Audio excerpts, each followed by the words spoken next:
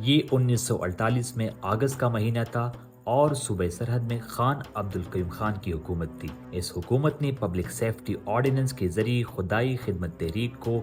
خلاف قانون قرار دے دیا تھا۔ اس آرڈیننس کے ذریعے حکومت کو اختیار دیا گیا تھا کہ وہ بغیر کوئی وجہ بتائے کسی بھی شخص کو غیر معینہ مدت کے لیے حراست میں لے۔ اس آرڈیننس کے تحت متعدد لوگ گرفتار ہوئے اور ان کی جائیدادیں ضبط کر لی گئی، جن میں باچا خان، ڈاکٹر خان صاحب، قاضی عطا اللہ، ارباب عبدالغفور اور کئی دوسرے افراد شامل تھے۔ قدرتی طور پر باچا خان اور ان کے ساتھیوں کی نظر بندی کا خدائی خدمتگار تنظیم کی ارکان میں بہت شدید رد عمل ہوا۔ جولائی 1948 کے اواخر میں باچا خان کے بڑے بھائی ڈاکٹر خان صاحب نے ان نظر بندیوں کے خلاف چارسدہ کے نزدیک بابڑا کے مقام پر ایک جلسہ کرنے کا اعلان کیا تو انہیں بھی گرفتار کر لیا گیا۔ 5 اگست کو چارسدہ کے ڈویژن مجسٹریٹ نے اس علاقے میں دفعہ 144 نافذ کر دی، لیکن ڈاکٹر خان صاحب کے اعلان کے مطابق 12 اگست 1948 کو صوبے بھر سے خدائی خدمتگار تنظیم کی ارکان بابڑا میں جمع ہوں گے۔ بتایا جاتا ہے کہ ان افراد کی تعداد 25,000 کے لگ بھگ تھی۔ اس مظاہرے کو روکنے کے لیے صوبائی انتظامیہ نے پولیس اور پیراملٹری فورس کی بھاری نفری بلا لی۔ ہزاروں لوگ جمع ہوئے کہ اچانک نہتے کارکنوں پر گولیاں برسنے لگی۔ اس فائرنگ کے نتیجے میں سرکاری اعلان کے مطابق تو 25 افراد شہید اور 35 زخمی ہوئے، مگر غیر سرکاری اندازے کے مطابق اس قتل عام میں مرنے والوں کی تعداد 600 سے زیادہ تھی۔ بیشتر لاشوں کو نہایت پراسرار طریقے سے ٹھکانے لگا دیا گیا۔ زخمیوں کو سرکاری اسپتال میں داخل کرنے کی اجازت تک نہیں دی گئی اور انہیں طبی امداد سے محروم رکھا گیا۔ یہ واقعہ اسلام کے نام پر تعمیر ہونے والے اس ملک کی تاریخ کے حوالے سے حقائق پر مبنی ایسا باب ہے کہ جسے دیکھ اور سن کر جلیان والا باغ اور قصہ خانی کے واقعات کی بربریت مان پڑ جاتی ہے، اور تو اور اس ظلم اور بربریت کی اندوہناک داستان پر تاریخ کی کتابوں، طالب علموں یا ہمارے ملک کے بڑے بڑے مورخین، دانشوروں اور انسانی حقوق کے علمبرداروں کی خاموشی صرف اور صرف بزدلی، یک طرفہ انصاف کے پیمانے اور اجتماعی عقل و دانش کی بانجھ پن کی نشاندہی کرتی ہے۔ ملک کی سیاسی تاریخ میں سانحہ بابڑا سے متعلق حقائق کو جانچنے اور اسے پرکھنے اور ذمہ داروں کا تعین کرنے کے لیے ضروری ہے کہ اس واقعے کو علاقائی و عصبیت پرستی سے مبرہ ایک غیر جانبدار اور شفاف لینس سے دیکھا جائے۔ سن 1937 میں صوبائی اسمبلیوں کے انتخابات کے بعد گورنر سرحد نے صاحبزادہ عبدالقیوم کو صوبے کا وزیر اعلیٰ بنایا، مگر جلد ہی عدم اعتماد کی ایک تحریک کے ذریعے ان کی وزارت کا خاتمہ ہو گیا اور یوں صوبہ سرحد میں پہلی دفعہ خان عبدالجبار خان المعروف ڈاکٹر خان صاحب کی قیادت میں خدائی خدمتگار کی وزارت قائم ہوئی۔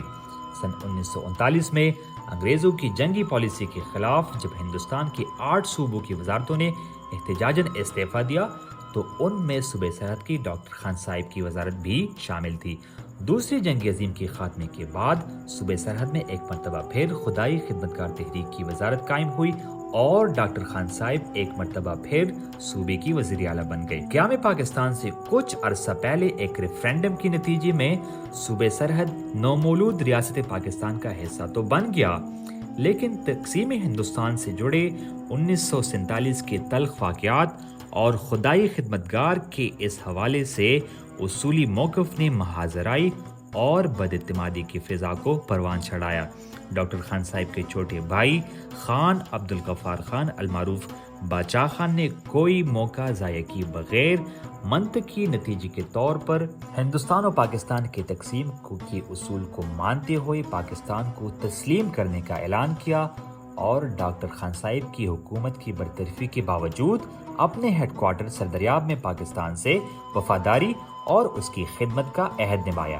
یہی نہیں، مارچ 1948 میں باچا خان نے دستور ساز اسمبلی کے اجلاسوں میں بھرپور شرکت کی اور اس عزم کو دہرایا کہ ان کا پروگرام تخریبی نہیں تعمیری ہے۔ اس سے قبل بانی پاکستان محمد علی جناح نے باچا خان کو اپنے حقانے پر مدعو کیا تو دونوں کے درمیان دل کھول کر باتیں ہوئی تھی۔ ساتھ ہی باچا خان نے بانی پاکستان پر واضح کیا تھا کہ وہ پاکستان کی وفادار ہے اور ان کے متعلق بعض حلقوں میں شکوک غلط فہمیوں پر مبنی ہے۔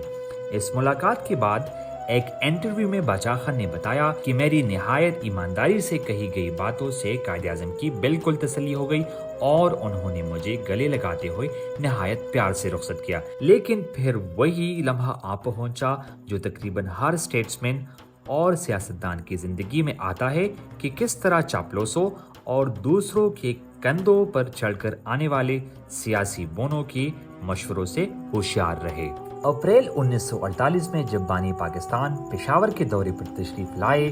تو انہی سیاسی طالع آزماؤں نے ان کے کان میں یہ ڈالا کہ باچا خان اور ان کی تنظیم کے لوگ قابل اعتماد نہیں ہے، بلکہ یہاں تک جھوٹ پھیلایا گیا کہ خدائی خدمتگاروں کی کسی بھی تقریب یا دعوت میں جانا قائد اعظم کی زندگی کو خطرے میں ڈال سکتی ہے۔ باچا خان اپنی کتاب میری زندگی اور جدوجہد میں لکھتے ہیں کہ چنانچہ جب میں گورنمنٹ ہاؤس میں قائد اعظم کے پاس یہ دعوت نامہ لے کر گیا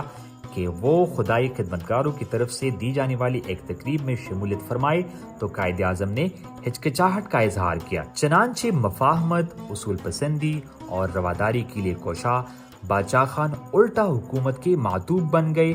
اور قیوم خان ایک آمر مطلق بن کر انتقامی کارروائیوں میں مصروف ہو گئے۔ عبدالقیوم خان جانتے تھے کہ اگر غفار خان سے قائد اعظم نے کوئی سمجھوتا کر لیا تو سرحد میں اس کے برسر اقتدار آنے کی کوئی گنجائش نہیں رہے گی۔ یہ مرحلہ ختم ہوا اور قیوم خان نے وزارت بھی بنا لی۔ پھر بھی اسے خدشہ تھا کہ عوام کی اکثریت غفار خان کے ساتھ ہے اور اس کی وزارت زیادہ دیر تک نہیں چلے گی، لہٰذا ایک سوچے سمجھے منصوبے کے تحت خدائی خدمتگاروں کو ختم کرنے کے لیے اس نے اس جماعت کے تمام سربراہوں کو گرفتار کر کے جیلوں میں نظر بند کر دیا۔ قیوم خان کے پاس صوبائی اسمبلی میں اکثریت نہیں تھی، مگر اسلام، آئین اور جمہوریت کے دعوے دار نوزائیدہ ملک کی مقتدر قوتوں نے پھر بھی اس نئے تعمیر شدہ گھر میں خدائی خدمتگاروں کی ایک جمہوری اور آئینی طریقے سے جیتنے اور بنانے والی اور اکثریت رکھنے والی حکومت ان سے غیر جمہوری اور غیر آئینی طریقے سے چھین کر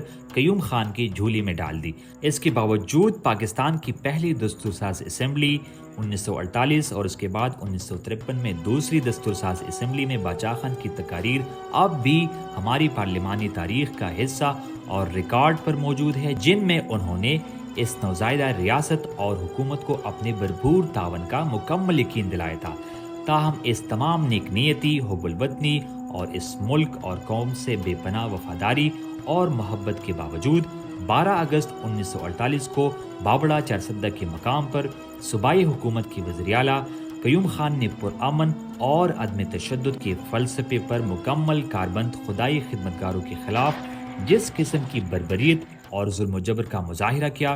وہ اس ملک کی سیاسی تاریخ کا ایک ایسا شرمناک باب ہے جسے نہ کوئی چھپا سکتا ہے اور نہ مٹا سکتا ہے، اور جب کبھی کوئی غیر جانبدار مورخ اس ملک کی اصل اور سچی تاریخ لکھے گا، وہ سانحہ بابڑا سمیت ان تمام تلخ حقائق کو نظر انداز نہیں کر سکے گا جو ابھی تک ایک سوچے سمجھے منصوبے کے تحت چھپائے گئے ہیں یا چھپانے کی کوشش کی جا رہی ہے۔ مگر تاریخ بڑی بے رحم چیز ہے، یہ کسی کو بھی معاف نہیں کرے گی۔ عینی شاہدین کے مطابق اس دن گولیاں بارش کی طرح برس رہی تھی۔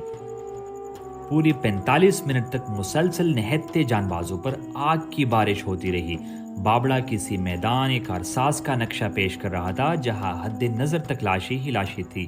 اور ان بے گناہ شہیدوں کا خون ندی نالیوں کی صورت بہہ رہا تھا۔ ایک محتاط اندازے کے مطابق اس فائرنگ سے 650 افراد شہید اور 1000 سے زائد زخمی ہوئے۔ اس سے زیادہ تفصیل کے ساتھ اس سانحہ کا دلخراش ذکر اس لیے نہیں کیا جا سکتا کہ اس کا ذکر اب ہماری غیر جانبدار سیاسی تاریخ میں کسی نہ کسی شکل میں پایا جاتا ہے۔